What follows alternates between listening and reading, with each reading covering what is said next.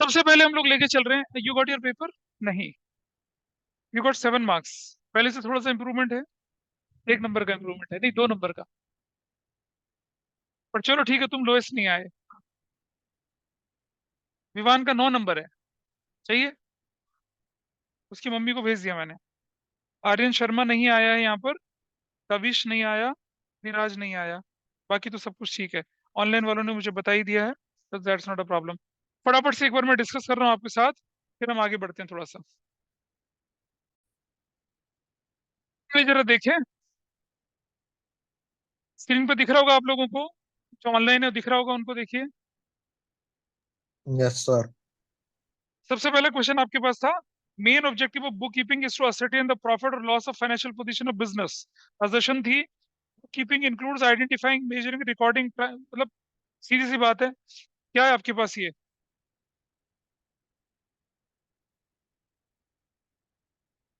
Reason is correct, मतलब reason अपने आप में करेक्ट सेंटेंस है।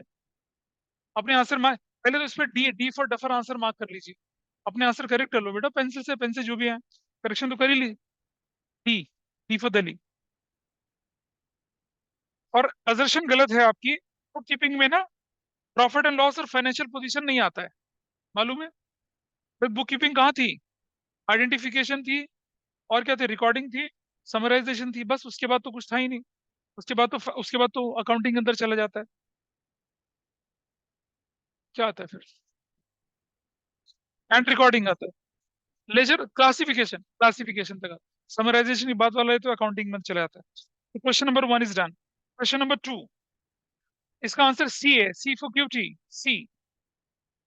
ये कहते हैं accounting has a wider scope than book keeping, बात बिल्कुल ठीक है। लेकिन book keeping involve recording, classifying, summarising, analysing, फिर वही गलत हो गया। ये तो नहीं होता उसके अंदर। असर्शन ठीक था, रीजनिंग गलत है, आंसर बनेगा C for cat. Third question है बी फॉर बॉम्बे, आंसर है उसका। बी का मतलब क्या था? Both assertion and reason are truth है, लेकिन करेक्ट एक्सप्लेनेशन नहीं था। Owners and investors who contribute capital to the business require information regarding risk and return of their business, बिल्कुल ठीक ट्रांजेक्शन है। Long term rental required information, the ability of enterprise to pay the interest and repayment, दोनों अपने आप में ठीक है, लेकिन एक दूसरे का जस्टिफिकेशन नहीं है ये। कैसे बता?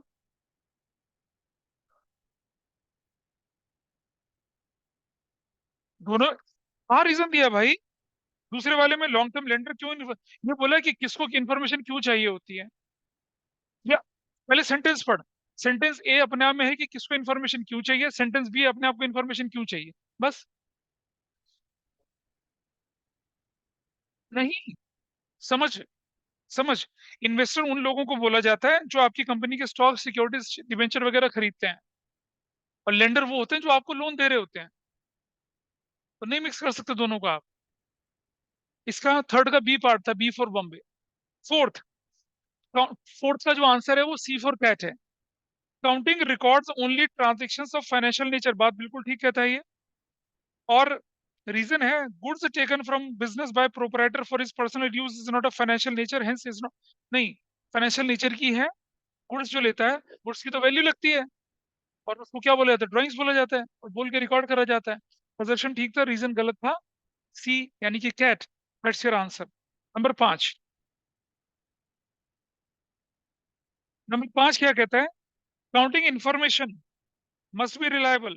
Reliability implies that the information should be presented in such a simple and logical manner that they should be understood by easily by their users. D for Delhi इसका आंसर है। पोजीशन बिल्कुल गलत है। ये जो रिलायबिलिटी होती है ना, ये अंडरस्टैंडेबिलिटी के साथ एक्सप्लेन कर रखा है, इसलिए ये ठीक नहीं है। Accounting is influence by personal judgement, ये कौन बोला था? गलत है भाई। अकाउंटिंग इज बायस्ड, लिमिटेशन है इसकी। अकाउंटिंग की लिमिटेशन नहीं पढ़ी थी आपने? इन्फ्लुएंस बाय पर्सनल बायसनेस, ये तो है। तो कुछ बच्चे बोले ना कि असर्शन रीजन दोनों गलत है। दोनों गलत का है? रीजन तो बिल्कुल ठीक है। रीजन अपने आप में करेक्ट स्टेटमेंट है। क्या accounting influence by personal bias नहीं होती है? तो तभी तो लिमिटेशन में है उसकी। तो जो लोग बोले थे ना कि असर्शन भी गलत है, रीजन भी गलत है, वो गलत थे अपने आप में। तो इसका आंसर क्या बनेगा? फिफ्थ का D for Delhi. 6, fix assets are shown in the balance sheet at their cost and not the realisable value, वो अपने आप में करेक्ट सेंटेंस है। फिक्स एसेट्स शोन, अब अच्छा देखो, फिक्स असेट्स एक्विजिशन कॉस्ट में क्यों शो करी जाती है? क्योंकि हिस्टोरिकल कॉस्ट प्रिंसिपल बोल रहा है। रीजन बिल्कुल ठीक है, असर्शन भी ठीक है, रीजन भी ठीक है, ए इसका आंसर बनेगा। ठीक है भाई। अनंत या बाकी लोग जो थे, या मैं बोलूं डॉक्टर भल्ला, यस बाकी सर। लोग जिनके आंसर गलत हैं, तो आप समझ पा रहे रीजन क्या है? Yes sir. नम, हाँ, नंबर 8। नंबर 8। 7 नहीं हुआ अभी।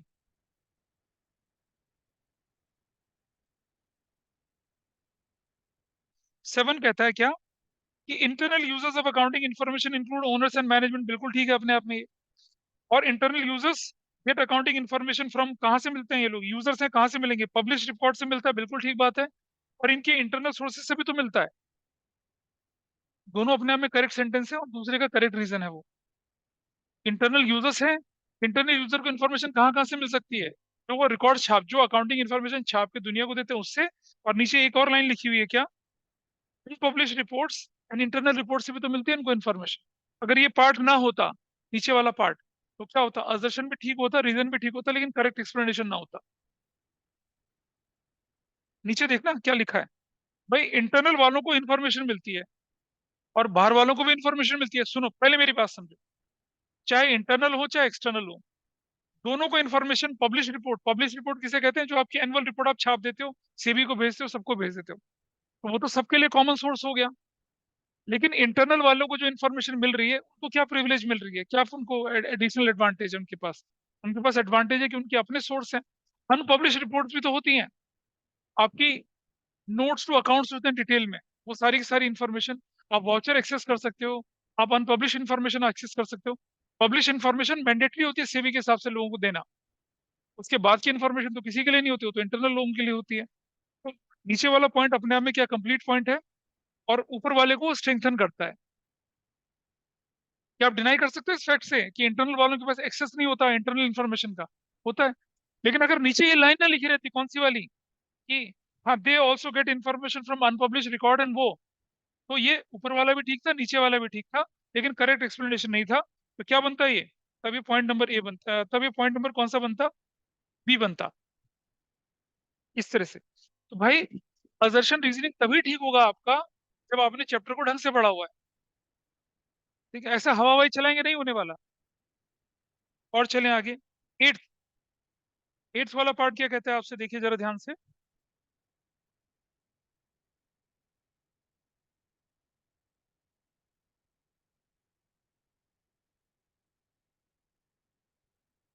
Qualitative aspects of the business unit are completely ignored from the books while preparing financial, बिल्कुल सही बात है भाई, इग्नोर तो होते ही हैं। Window dressing refer to practice of manipulating, ये भी भाई ऊपर और नीचे वाले अपने आप में कंप्लीट और करेक्ट सेंटेंस है, लेकिन ऊपर वाले का एक्सप्लेनेशन नहीं है नीचे वाला। तो बी आ गया पार्ट। ठीक है, दिस पार्ट, इसका part B for Bombay. 9। Current liability refers to those liability which are to be paid in near future normally within 1 month, ऐसा बोलते क्वेश्चन गलत हो गया, गलत। एक महीना थोड़ी होता है, एक साल के अंदर अंदर होता है। करंट लायबिलिटी तो वो लायबिलिटी है ना which are paid within accounting period, accounting cycle, and within 1 year, उसको बोलते हैं हम यहाँ पर। तो ये वाला पार्ट आपका गलत हो गया। एंड करंट लायबिलिटी इंक्लूड, ये ठीक है। तो क्या था? असर्शन क्या था? फॉल्स है, रीजन ट्रू था। D for duffer is your answer. Number 10। Capital is a liability of the firm towards the proprietor, बिल्कुल ठीक सेंटेंस है। Capital is a liability because proprietor is a separate, ये इसका correct reason है भाई। इसमें कोई सोचने वाली बात नहीं है, ए इज योर करेक्ट आंसर। ठीक है। ठीक है जी। ऑनलाइन ऑफलाइन में समझ पा रहे हैं बात को? Yes sir. Yes sir. अच्छा ठीक है, चलो आगे चलते हैं आप।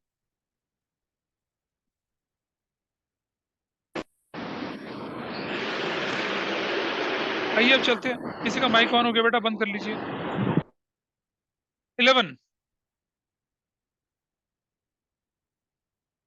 Capital expenditure is incurred for the purpose of increasing the earning capacity of the business, बिल्कुल ठीक है। आप प्लांट मशीनरी किस लिए लाते हैं?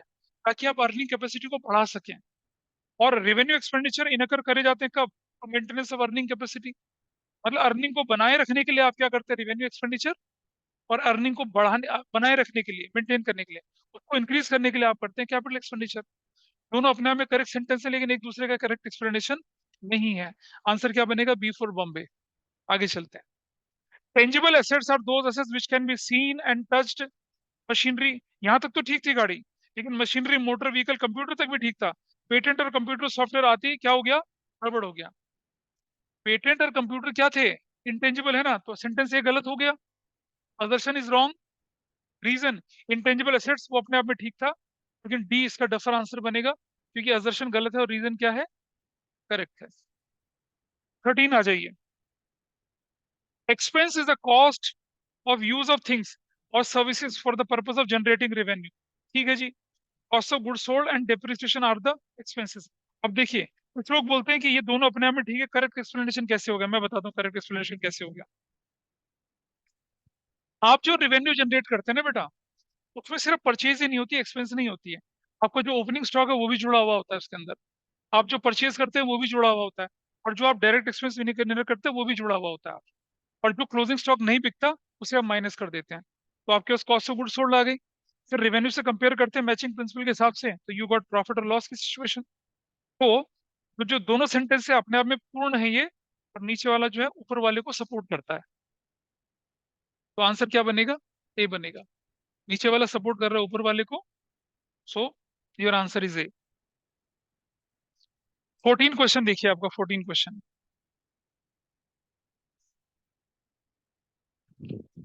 14 क्वेश्चन क्या कहता है आपसे, जरा देखें। Process profit is the excess of revenue over expenses, बात बिल्कुल ठीक है। It is result due to the business transactions which are regular in nature, बात बिल्कुल ठीक है। और गेन जो है वो इंसिडेंटल एक्टिविटीज है, कभी कभी होने वाली। Profit on sale of building land machinery वाला पार्ट है। दोनों अपने आप में कंप्लीट सेंटेंस है, लेकिन एक दूसरे को क्या करते हैं, सपोर्ट नहीं करते हैं। इसमें आंसर क्या हो गया, बी फॉर बॉम्बे बन गया, बी। 15वां क्वेश्चन। ये सब आएंगे बेटा आपके एग्जाम में, मैं बता रहा हूँ आप लोगों को। और ये बहुत ही हॉट ट्रेंड है सीबीएसई के पेपर के लिए, क्लास 12th में। सीयूटी के लिए बड़ा इंपॉर्टेंट ट्रेंड है। इसलिए मुझे कोई फर्क नहीं पड़ता, चैप्टर पूरा करा के सिलेबस आगे बढ़ाऊंगा। लेकिन मैंने देखा लास्ट ईयर जो मेरे बच्चे सीयूटी में गए वो, और जो करंट ईयर वाले बच्चे, इनका एक हैंडीकैप रहा है, असम्पशन रीजनिंग का क्वेश्चन। इससे आपको 11 से मैं क्या कर रहा हूँ, लेके चल रहे हैं हम लोग, ठीक है। और देखिए, अभी हर टेस्ट के पहले हम लोग, हर चैप्टर के बाद हम इसे करेंगे, बड़े वाले टेस्ट भी लेंगे, तो धीरे धीरे आपकी इन पे ग्रिप आनी शुरू हो जाएगी। अभी तो शुरुआत हुई है ना, सोचना कैसे है, एक दूसरे को कैसे कोरिलेट करना है, आपको समझ में आएगा धीरे धीरे। 15 पार्ट अब लेते हैं। 15 का आंसर क्या बोले हम लोग, बी, बी फॉर बॉम्बे। ये तो हाँ। Principles of conservatism makes into account all probable losses but ignores perspective profit, बिल्कुल ठीक बात बोल रहा है अपने आप में ये। And all significant information relating to economic affairs of the enterprise should be completely disclose, ये भी क्या बोल रहा है, प्रिंसिपल ऑफ फुल डिस्क्लोजर बोल रहा है। तो भाई एक ऊपर वाला एक है, हाँ नीचे वाला, ये दोनों अपने आप में कंप्लीट है, लेकिन सपोर्ट तो नहीं कर रहा है ना किसको। इसीलिए क्या आंसर बनेगा आपका, बी बनेगा। Got it. नेक्स्ट देखिए। 17, according to business entity concept business is treated as a, कौन सा रहेगा बेटा, 16, as per matching concept all cost in during a particular period should be charge to revenue of that period, बात बिल्कुल ठीक है। It is because matching concept full cost of assets is not treated as an expense in the year it purchase itself, rather it is spread over the useful time of, ये भी matching principal को क्या कर रहा है, support कर रहा है।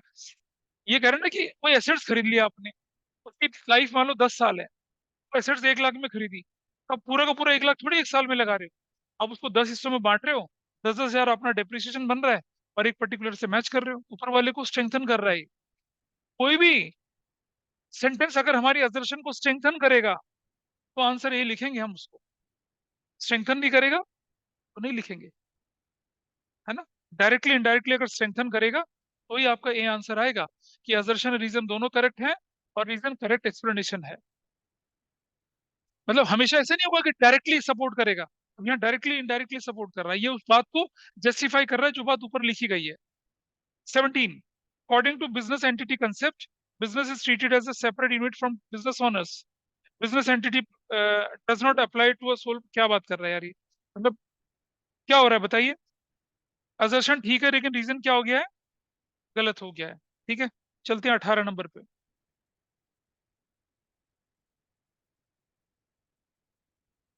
18 देखिए अब आप। Human resource in a business firm is are important, but it is not reflected in the financial statement of a firm, बात गलत बोल रहा है, ठीक बोल रहा है। ह्यूमन रिसोर्स बड़े भाई आपके एम्प्लॉयज लॉयल हैं, डेडिकेटेड हैं, कमिटेड हैं, सही बोल रहा है। फिर क्या कहते हैं कि transaction should be recorded from the view point of business and not from the view point of business owner. ये भी ठीक कर रहा है, लेकिन ऊपर से नीचे का कोई रिलेशन ही नहीं है, तो बी आंसर है तो दोनों ठीक, लेकिन कोई रिलेशनशिप नहीं है। 19, essence of convention of prudence. ठीक है, essence of convention of prudence is to anticipate no profit but provide for all possible losses. बिल्कुल ठीक है। Convention of prudence results in understatement of profits and assets and overstatement of liabilities। देखिए भाई, ऊपर वाला sentence था, ये नीचे वाला क्या करता है, उसके जो इम्प्लीकेशन है उसको जस्टिफाई कर रहा है। अगर आप प्रूडेंस प्रिंसिपल को फॉलो करेंगे तो क्या होगा, आपकी एसेट्स जो होगी वो क्या दिखाई जाएगी, अंडरस्टेटेड होगी, और आपके एक्सपेंसेस क्या होंगे, वो कम दिखाई जाएंगे। इसका रिजल्ट क्या निकलेगा, आपका जो प्रॉफिट होगा वो कम दिखेगा आपको, और आपकी जो लायबिलिटीज होंगी वो ज्यादा वैल्यू पे दिखेंगी। तो ऊपर वाली चीज को क्या कर रहा है, सपोर्ट कर रहा है जो बोला गया है। In that way it is an answer A. मैंने बोला डायरेक्टली इनडायरेक्टली अगर असर्शन को सपोर्ट करेगा रीजन आपका, तो आप ए आंसर लिखेंगे, अदरवाइज दोनों सेंटेंस करेक्ट है, कोई एक्सप्लेनेशन नहीं है, बी लिखेंगे आपका। 20, only those facts and events are to be recorded in accounting which are capable of being express in terms of money. Calibre of quality of management is not recorded in the books of accounts. बताइए, फिर नीचे वाला क्या कर रहा है, ऊपर वाले को इनडायरेक्टली सपोर्ट कर रहा है, कर रहा है ना, ऐसे करके आपको देखना है। नीचे वाला सपोर्ट कर रहा है ना, जो बात ऊपर बोली गई है उसको। क्या बोले बेटा, ऑनलाइन में कोई बोला सर बच्चा। जैसे ये सपोर्ट करता है, लेकिन वो एकदम लाइक दूर से सपोर्ट करता है, तो कैसे पता कि अगर कभी कभार ऐसे भी होता है एक कि ले, बहुत रिलेट होता है लेकिन सपोर्ट नहीं करता। देखो बेटा मेरी बात समझो, हमें क्या करना है, हमें लेके चलना है कि जो नियरेस्ट पॉसिबल रीजन बनता है वो लेके चलना है।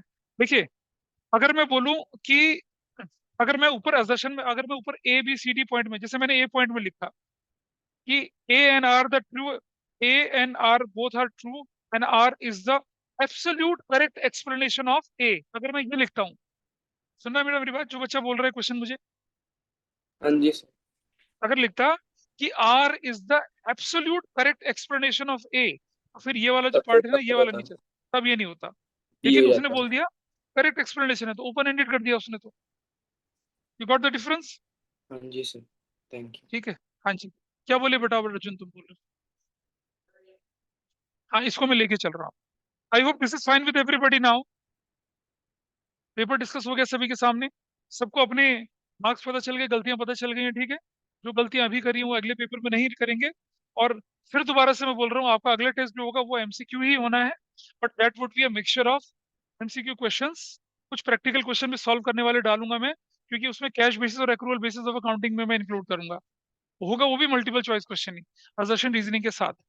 बोलिए, अब हम, हाँ अब हम अकाउंटिंग क्वेश्चन पे चले आते हैं। ठीक है, बोलिए।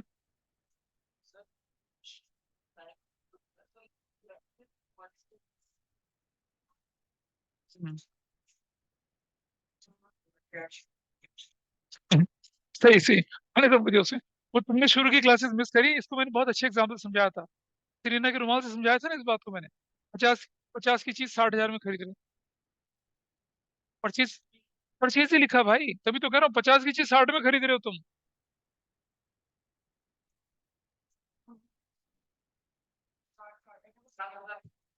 कितना कैश है, अच्छा बैंक अकाउंट है, अच्छा तो फिर मैं आऊंगा उस पर, अभी आऊंगा। मुझे, रुक जा बेटा, मुझे नहीं पता कि शायद ऊपर कुछ गड़बड़ हो गई हो, ऐसे भी हो सकता है।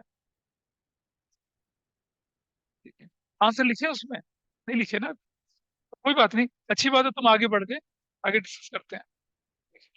शुरू करा जाए, चलिए। पहले मुझे बताइए हम कहाँ तक पहुंचे थे ऑनलाइन में, मुझे बताइए। फिर से नहीं करना है यार, मुझे सिर्फ ऊपर की हाँ, ये बता, पहले बताइए क्या था, पहले cash plus machinery plus plant plus bank. फिर पहले भाई लैंड। क्या करते हो यार तुम, लैंड प्लस बैंक स्टॉक। फिर इधर इधर आ जाते हैं यहाँ, यहाँ क्या है, कैपिटल प्लस लाइबिलिटी, नाम बता पहला। ऑनलाइन वाले बोल दो, ऑफलाइन वाले तो सो रहे हैं सब, बोलिए। आउटस्टैंडिंग सैलरी, आउटस्टैंडिंग सैलरी, अगला एडवांस इंटरेस्ट, एडवांस इंटरेस्ट, अगला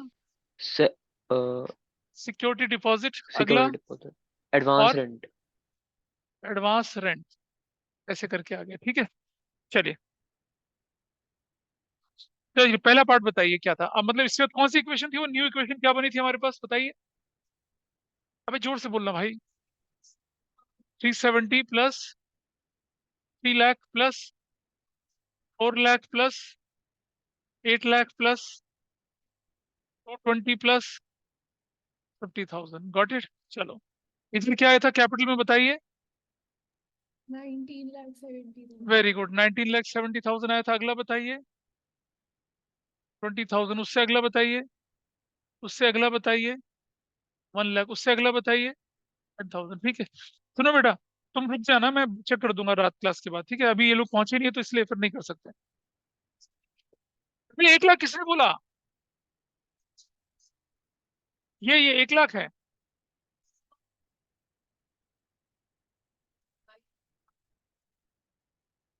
19,70,000 प्लस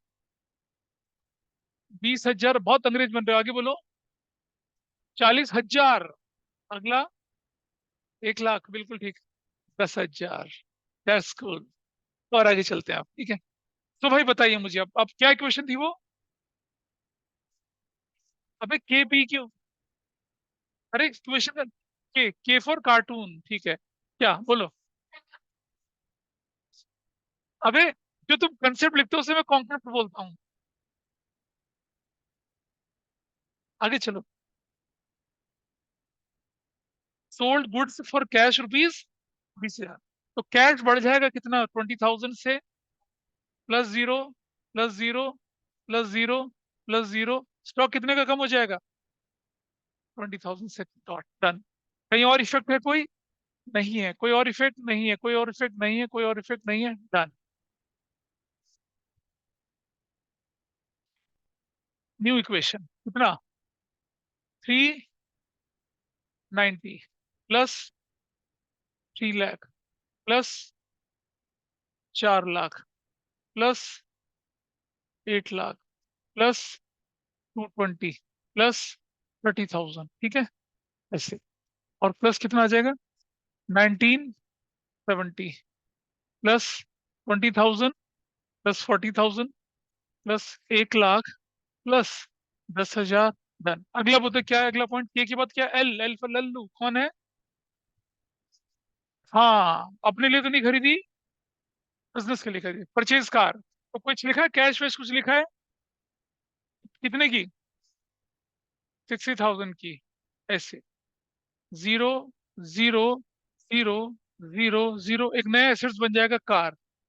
कितने का? 60,000 का। I think this is fine with everybody. बाकी यहाँ जीरो है, यहाँ जीरो है, यहाँ जीरो है, यहाँ जीरो है, यहाँ जीरो है। ठीक है, तो ड्राइंग्स होता। बिल्कुल समझदार है, तो ड्राइंग्स होता।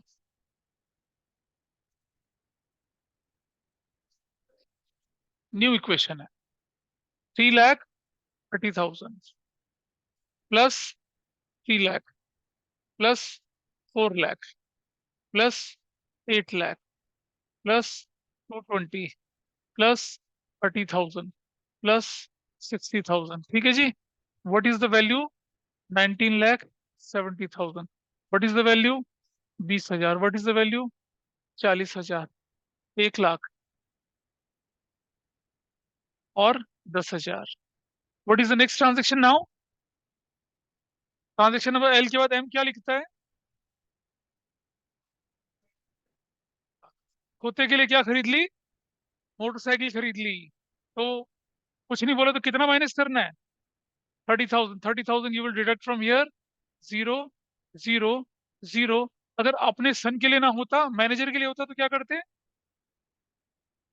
तो यहाँ मोटरसाइकिल लिख देते हैं यहाँ पर। ठीक है, अगर आप मैनेजर के लिए मोटरसाइकिल खरीद रहे हो तो वो आपके लिए एसेट्स, आपकी बिजनेस के लिए एसेट्स है वो।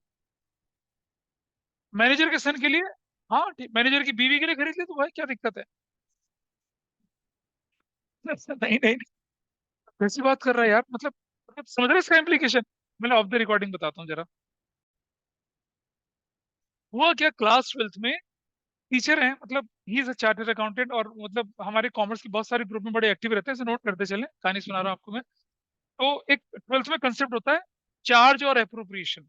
मतलब anything which is related to partners उसको अप्रोप्रिएशन कहते हैं, और बाकी क्या कहते हैं उसको चार्ज बोलते हैं। तो उन्होंने अपना यूट्यूब में ना एक वीडियो निकाला और उसमें बोला कि a gift given by business owner या पार्टनर टू हिज गर्लफ्रेंड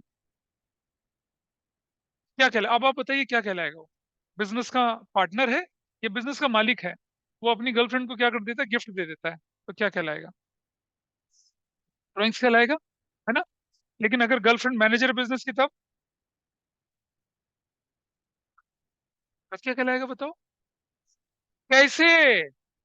अरे भैया मेरी बात समझो, आप बिजनेस के मालिक, ठीक है, आपकी एक सुंदर सजीली सी सेक्रेटरी है जिनके साथ आपने जिंदगी की डोर आगे बढ़ानी है, ठीक है, तो आपने क्या कर दिया, अपने बिजनेस से उसको गिफ्ट दे दिया।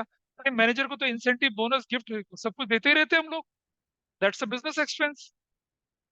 तो अगर आपने पर्सनल खर्चे के लिए, अब हालांकि वो खर्चा तो पर्सनल हो गया, लेकिन बंदा थोड़ी पर्सनल है, बंदा तो बिजनेस का एम्प्लॉय है। तो अगर आप उस मैनेजर को, जो कि आपका क्या है, बिजनेस का एम्प्लॉय है, वो कुछ गिफ्ट कर रहे हैं, तो बिजनेस एक्सपेंस माना जाएगा। हाँ, कौन सा कौन सा?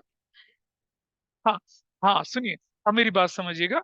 मैनेजर को, बेटे को भी अगर आप कुछ दे रहे हैं, जैसे मैं एग्जांपल देता हूँ, इसका पॉइंट बड़ा वैलिड था, उसका रीजन भी बड़ा वैलिड है। आपका मैनेजर है, आप अपने मैनेजर को सैलरी देते हैं, और सैलरी के साथ साथ बहुत सारी फैसिलिटीज भी देते हैं। आइए बताता हूँ क्या फैसिलिटीज दी जाती हैं। उनको मेडिकल कवर दिया जाता है, उनको ट्रांसपोर्टेशन दिया जाता है, उनके घर में जो न्यूज़पेपर मैगजीन होती है वो रिएम्बर्स कर दी जाती है, और उनके बच्चों की फीस भी कौन भरता है? ऑर्गेनाइजेशन भरती है। जानते हैं आप लोग, अच्छी ऑर्गेनाइजेशन जो होती है, public sector organisation, central government, आपके बच्चों की जो ट्यूशन फीस होती है, सरकार भरती है, 2 बच्चों की ट्यूशन फीस। वो बिल्डिंग फंड वगैरह नहीं भरती सरकार, ट्यूशन फीस भरती है। ऐसा होता है। तो मैनेजर के बच्चे के लिए अगर आपने क्या कर दिया, उसको इस तरह की फैसिलिटी दे दी, या मैनेजर के बच्चे ने अच्छे नंबर लिया 10th में, आपने बोल दिया चलो ठीक है, मेरी तरफ से क्या हो गया, तुम्हारी हमारी कंपनी की तरफ से तुम्हें क्या कर दिया हमने, अवार्ड, एक उसको प्रोग्राम में बुलाया और उसको अवार्ड दे दिया, ड्राइंग से नहीं कहलाएगा, ये बिजनेस का प्रमोशन एक्सपेंस कहलाएगा। You are highlighting to the entire world, you are so concerned for the well-being of your manager and their family, तो बिजनेस एक्सपेंस कहलाएगा। ठीक है भाई, कौन है ना नीचे, अंदर रख दो चुपचाप से। Got it? मैनेजर पे जो खर्चा किया, उसकी फैमिली पे खर्चा किया, वो सारा आपके लिए क्या है, बिजनेस एक्सपेंसेस है। ठीक है, और चलिए नेक्स्ट पॉइंट बताइए, इसका ट्रांजेक्शन को क्लोज करते हैं जरा। इधर तो कुछ भी नहीं था ना, यहाँ कहाँ से, अच्छा कैपिटल से 30,000 यहाँ से माइनस किया, and then zero, then zero, then zero, then zero, done. आ जाइए, what is new equation? 3 lakh plus 3 lakh plus 4 lakh plus 8 lakh plus 220 plus 30,000 and plus 60,000, let's done. आगे बढ़ेंगे जरा, what is this? 19,40,000 plus 20,000 plus 40,000 plus 1 lakh plus 10,000, done. हो गया। आ जाइए, M के बाद क्या आ गया, एन आ गया। एम के बाद क्या आ गया, N. Withdrew 30,000 from office for office. अब जरा यहाँ एक कंसेप्चुअल क्लैरिटी आपको लेके चलनी है, प्लीज अंडरस्टैंड। अगर आप विड्रू फ्रॉम बिजनेस करते हैं for personal use, cash minus capital minus, clear है? लेकिन अगर आप विड्रू फॉर ऑफिस यूज कर रहे हैं, तो मतलब आपने ऑफिस के लिए कहा, अच्छा विड्रू कहाँ से किया? बैंक से? बैंक से नहीं, जब तक बैंक नहीं बोलेंगे तब तक बैंक से विड्रू नहीं। कैश विड्रू किया, विड्रू किया और खर्च हो गया, विड्रू किया और क्या हो गया, खर्च हो गया। तो चलो देखें जरा, so what will happen here? Cash कितना था बताइए? You will deduct 30,000 from here, zero, zero, zero, zero, zero, और यहाँ क्योंकि एक्सपेंस माना जाएगा 30,000 का, यहाँ से माइनस, जीरो, जीरो, जीरो और जीरो, दैट्स डन। अरे एक्सपेंस है भाई, बिजनेस। अच्छा यूज का मतलब क्या होता है? बिजनेस यूज का मतलब क्या हुआ? पैसा निकाला, कैसे ऐसे उड़ा दिया ऐसे करके, is it A useful thing? Use का मतलब क्या हुआ? कुछ ना कुछ तो क्या होगा, तो मुझे वो यूज नहीं मालूम। हो सकता है सैलरी भर दिए, हो सकता है रॉ मटेरियल भर दिया, हो सकता है बिजली का बिल भरा हो, पानी का bill, we don't know what is the use. तो लेकिन एक्सपेंसिव होगा फिर वो, यूज है तो। ऐसे दान में थोड़ी दे देंगे किसी को। Even if you have done charity, that is also business expense. Is it okay? Online वालों की कोई आवाज नहीं चल रही है, मुझे पता नहीं समझ में आ रहा है नहीं आ रहा, देखिए।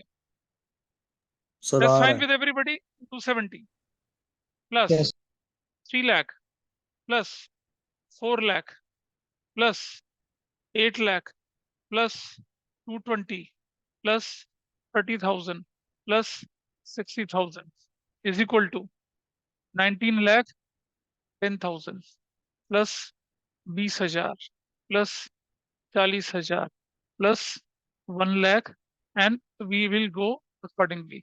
नेक्स्ट ट्रांजेक्शन क्या लिखिए बताइए। नहीं नहीं, अंग्रेजी में बोलो भाई, आ जाइए। अब सुनो बेटा, ध्यान से समझना। Withdrew from bank for office use, यानी कि क्या हो जाएगा, बैंक से कम होगा और एक्सपेंस बनेगा। लेकिन अगर सिर्फ लिखा जाए withdrew from bank, what does it mean? Online में मुझे बताइए, शौर्य मुझे बताओ। अगर सर क्वेश्चन में विथड्रॉ लिखा है, फ्रॉम बैंक तो कैश से हाँ, चला जाएगा ना, बिकॉज रुक जा बेटा, एक मिनट रुक जा। शौर्य मुझे जवाब दो बेटा। अगर लिखा है विड्रू फ्रॉम बैंक, इसका मतलब क्या हुआ? शौर्य कुछ तो बोल बाबा, कुछ तो बोल। निकाला सर। बैंक से निकाला यस सर। और खर्च तो नहीं किया, तो बैंक से निकला, बैंक कम हो गया और कैश में डाल दिया, बैंक घटा और कैश बढ़ गया। क्लियर है? अगर बोला withdrew from bank for office use, इसका मतलब क्या हुआ? बैंक से निकाला और एक्सपेंस बन गया। इसका मतलब ये हुआ। दोनों का फर्क समझ रहे हैं? विड्रू फ्रॉम बैंक मतलब बैंक से पैसा निकाला, कैश बढ़ गया, खर्च तो नहीं करा ना अभी। लेकिन withdrew from bank for office use, इसका मतलब खर्च हो चुका है। तो क्या होगा, बैंक कम हो जाएगा और एक्सपेंस हुआ है तो कैपिटल भी रिड्यूस हो जाएगी। तो हमारा कंसेप्ट, अब हमारा क्या था फॉर्म, हमारा फॉर्म तो क्या था, वाज अवर ट्रांजेक्शन। हाँ, 0 0 0 and 0, and what is the bank, कितना? 20,000 बैंक से कम हो गया, प्लस जीरो, एंड क्योंकि विड्रू फ्रॉम बैंक था, फॉर ऑफिस यूज था, इसलिए क्या करेंगे, यहां से माइनस कर देंगे ऐसे। Plus zero plus zero plus zero plus zero, this is your value. This is new equation. 270 चल रहा है। कितने रह गए इसमें अब? 4 lakh plus 8 lakh plus 2 lakh plus 30,000 plus 60,000 is equal to 17,90,000 plus 20,000 plus 40,000 plus 1 lakh plus 10,000। Done, this is done. Clear है जी? चलिए, कौन फेंक रहा है? NOP, P, what is P? Withdrew for personal, कहां से?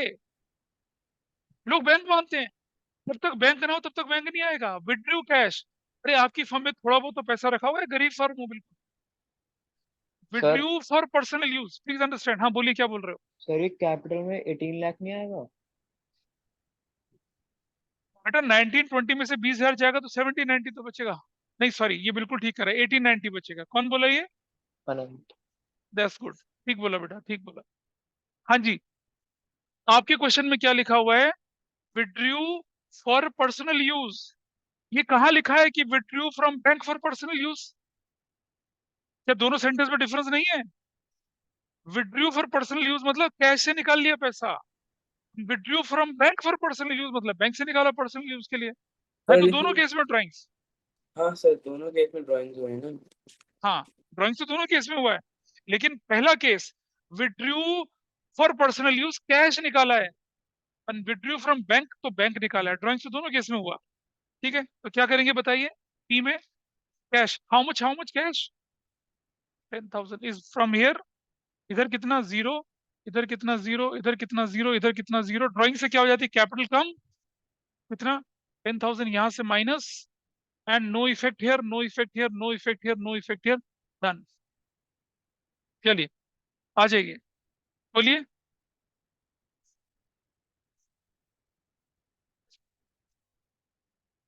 आप मुझे करके दिखाना है? हाँ मैं कर रहा हूँ, मैं तब तक न्यू क्वेश्चन लिख लूँ। ठीक है, तो the value is what, 260 plus 3 lakh plus 4 lakh plus 8 lakh plus 2 lakh plus 30,000 plus 60,000, ठीक है, is equal to 18,80,000 plus 20,000 plus 40,000 plus 1 lakh plus 10,000। That's your transaction. Note कर लीजिए इसे, फिर हम अगले वाले। What is next, what is next transaction, क्यों, क्या है? हाँ अब आ गया क्वेश्चन को, अब आया withdrew for, everybody is able to understand now, online offline both. Withdrew from bank लिखा आपका, पहले क्या लिखा था, सिर्फ विड्रू, अब विड्रू फ्रॉम बैंक है, कितना बताइए? 0 0 0 और 0 5,000, ठीक है, ऐसा करके। तो देखो इधर बोले, इधर क्या नाम उसका? वो जो स्कूल में ऑब्स्टेकल थे वो क्लियर हो रहे हैं ना, सारे सारे, है ना? हाँ हाँ। नहीं वो जब तक मैं 4 क्वेश्चन कराऊंगा ना, सब साफ हो जाना है, डाउट साफ हो जाएंगे, कंसेप्ट साफ नहीं होगा। What next here, 5,000, this is done, plus 0 plus 0 plus 0 plus 0 and it is done. तो ये कौन सी ट्रांजेक्शन हो गई अब आपकी, new equation. This is the last, और इसके बाद भी है। So the final total is 260, final total is 3 lakh, final total is 4 lakh, final total is 8 lakh, final total is 1,95,000, final total is 30,000 plus 60,000, और इधर 18,75,000 और plus 20,000 plus 40,000 plus 1 lakh plus 10,000। अब बेटा समझना, कई बार आपके क्वेश्चन में आता है कि prepare accounting equation and prepare the balance sheet as well. तो who is the owner of this business, now tell me, किसने स्टार्ट किया था बिजनेस, लिखा है क्वेश्चन में कुछ? चलो तो देखो बैलेंस शीट कैसे बनती है वो देखिएगा आप। बैलेंस शीट ऑफ डैश, जो भी नाम होगा वो, एज एट डैश, डैश का मतलब है 31 मार्च, जो भी टाइम पीरियड है उसके हिसाब से बना रहे हैं बैलेंस शीट। ये देखिए आप ऐसे कर लिया, और मेरे पास जगह थोड़ी सी कम है, लेकिन मैं इसलिए फिर भी मैं कोशिश करूंगा सारे आइटम आ जाएं इसके अंदर। ये रुपीज होती है, ये क्या होती है, एसेट्स। राइट हैंड साइड पे एसेट्स लिखी जाएगी, लेफ्ट हैंड साइड पे क्या लिखी जाएगी, लायबिलिटीज। ये रुपीज है, ठीक है। चलो लायबिलिटी के आइटम उठाइए, सबसे पहले कैपिटल, बताइए भाई कैपिटल कितने का है? 18,75,000 का, डिजिट के नीचे डिजिट रखना है। अगला आइटम क्या आया था, आउटस्टैंडिंग सैलरी, सैलरी बताइए कितने की है? हाँ 20,000। What is next item, advance interest, advance interest कितने का है?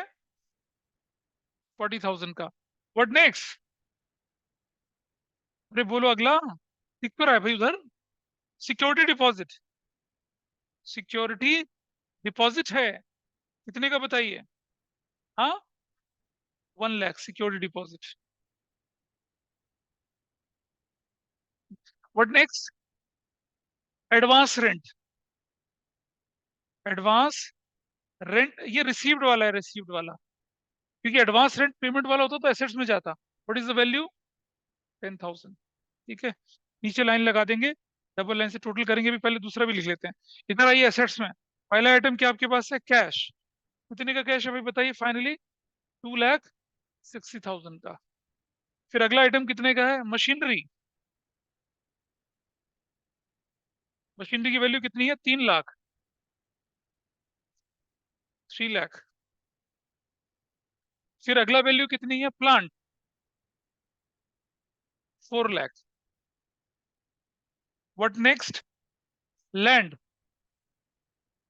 कितने का लैंड है, 8 लाख का। उसके बाद वैल्यू कितनी है, बैंक, बैंक कितने का, 1,95,000 का। उसके बाद वैल्यू कितने की है, स्टॉक, स्टॉक ही है ना, 30,000 की स्टॉक कितने का? 30,000 का। What next? कार कितने की? 60,000। 60,000। अरे कहाँ से तुम 2 जीरो लगा रही हो? ठीक है, अब जरा टोटल कर लीजिए भाई, टोटल निकालिए कितना आता है। हाँ जी बोलो।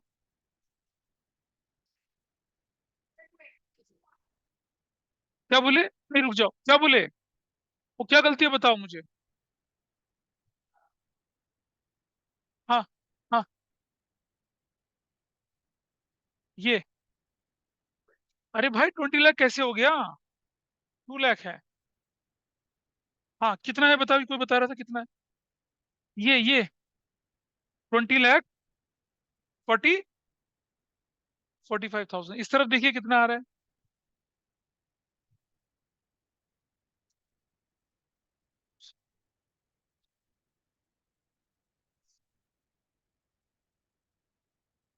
देखिए दो दो, अच्छा सुनो, वो है ना अकाउंटिंग की प्रैक्टिस होती है, जब आप फाइनल करते हो तो 2 लाइन से क्लोज करते हैं, उसके बाद आगे कुछ नहीं है। ऐसा करके अकाउंट को क्लोज करने का तरीका होता है। हाँ दैट्स योर आंसर। क्या बैलेंस शीट मैच कर रही है? देख रहे हैं सब लोग? मैचिंग ऐसे ही मैच करेगी आपके आपके क्वेश्चन में जब आएगा ना कि prepare accounting equation and draft the balance sheet, this is how you have to draft the balance sheet. इसीलिए मैं हर आइटम अलग अलग करके दिखा रहा हूँ ताकि आपके पास डिटेल इन्फॉर्मेशन जाए कि कौन सा आइटम किस तरह से हुआ है।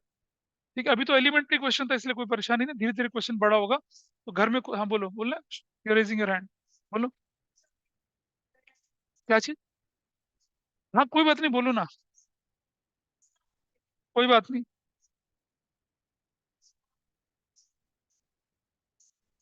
सुनो भाई, मंडे चैप्टर में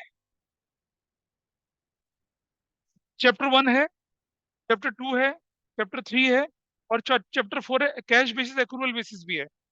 and it is a mixture of MCQs and assertion reasoning और थोड़े कैलकुलेशन वाले क्वेश्चन।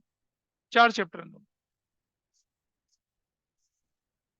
हाँ वो तो दिख जाएगा, दिख जाएगा, दिख जाएगा। प्रैक्टिकल भी 1 मार्कर ही होगा, एमसीक्यू में प्रैक्टिकल के साथ आंसर होगा आपका, वैसा नहीं है। हाँ हाँ, अभी लिखने वाला नहीं, वो तो मैं इसमें दूंगा ना, उसमें थोड़ी आएगा, इसमें देंगे लिखने वाला। आपकी वो इच्छा पूरी होगी, डोंट वरी। ठीक है, वहां से लोग फेल होना शुरू होते हैं जब मैं डिस्क्रिप्टिव पेपर देता हूँ तो। यहाँ तो मजे मजे में नंबर 15 16 17 आ रहे हैं लोगों के, 20 भी आ रहे हैं, 19 भी। लास्ट टाइम कितना था हाईएस्ट? 18 थे। हाँ ठीक है, कोई बात नहीं, अपने रिकॉर्ड को इम्प्रूव करिए। This is fine with everybody now, note कर लीजिए भाई फटाफट से। चलिए, मैं इसको क्लास को वाइंड अप कर रहा हूँ अब। ठीक है, अगली क्लास में नंबर 2 क्वेश्चन करेंगे, और टाइप 2 को भी शायद हम लोग टच कर पाए। और अगली क्लास के लिए थोड़ा टाइम ज्यादा चाहिए होता है ना मुझे उसका, क्योंकि वो क्वेश्चन एक क्लास में नहीं हो पा रहा पूरा। आप देखिए, पहला बोर्ड भर गया तो दूसरा भी भर गया। तो हाँ, आपकी आपकी बुक में अगर क्वेश्चन देखिएगा ना तो हलवा क्वेश्चन है, कुछ भी नहीं उनमें, दम ही नहीं कुछ उनमें। Okay that's all.